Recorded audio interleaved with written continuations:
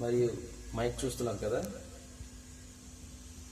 తక్కువ బడ్జెట్ 1500 రూపాయలు, 1500 రూపీస్.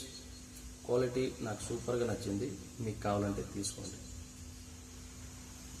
సరే, దానికి ముందు క్వాలిటీ ఎట్లా వస్తుందో మనం టెస్ట్ చేసేద్దాము. కరోకే వేసేద్దాము. నీ దయలో నేనున్న ఇంతకాలం, నీ కృపలో దాచినావు గతకాలం. నీ దయలో నేనున్న ఇంతకాలం, నీ కృపలో దాచినావు గతకాలం.